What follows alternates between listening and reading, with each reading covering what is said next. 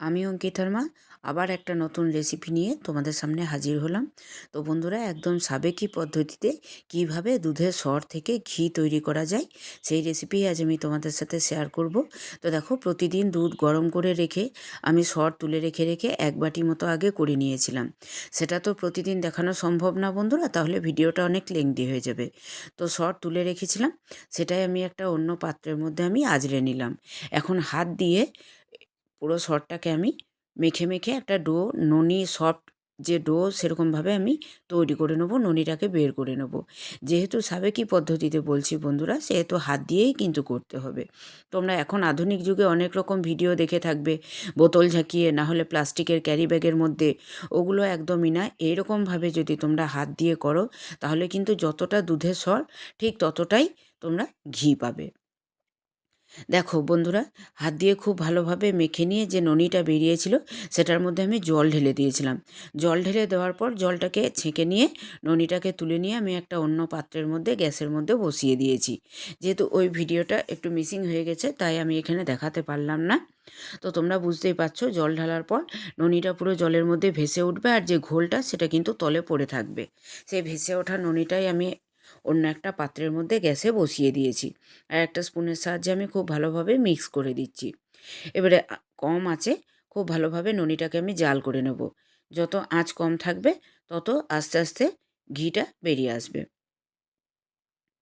দেখো, এইভাবে খুন্তির সাহায্যে একদম চেঁচে চেঁচে নেড়ে নেড়ে ঘিটাকে তৈরি করে নিতে হবে।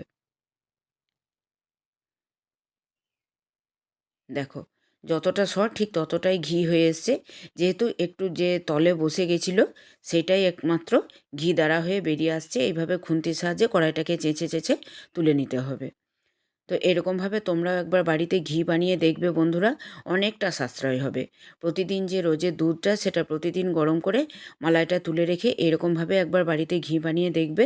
এটা স্বাদ গন্ধ কিন্তু অসাধারণ, যে কোনো রেসিপিতেই ব্যবহার করো না কেন না। আর গরম ভাতের সাথে তো বলার কথাই নেই। তো আমার আজকের এই ভিডিওটা কেমন লাগলো তোমরা অবশ্যই কমেন্ট করে জানিও। আর ভালো লাগলে অবশ্যই একটা লাইক কমেন্ট শেয়ার করে দিও। আর আজকে আমার ভিডিও যারা নতুন দেখছো তারা অবশ্যই চ্যানেলটাকে সাবস্ক্রাইব করে দিয়ে পাশে থাকা বেল বাটন ক্লিক করে নোটিফিকেশান অল করে রেখো। তো দেখো বন্ধুরা, প্রতিদিন আমি ঘি বানিয়ে যে পাত্রে রাখি আমি ডাইরেক্ট সেই পাত্রের মধ্যেই কিন্তু এই গরম ঘিটাকে ঢেলে নিচ্ছি।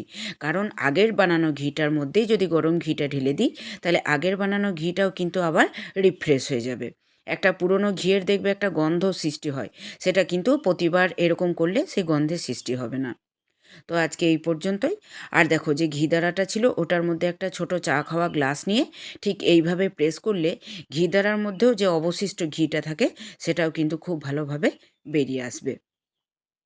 তো আজকে এই পর্যন্তই, ফিরে আসছি আবার অন্য কোনো দিন অন্য কোনো ভিডিওতে। সবাই ভালো থেকো, সবাই সুস্থ থেকো।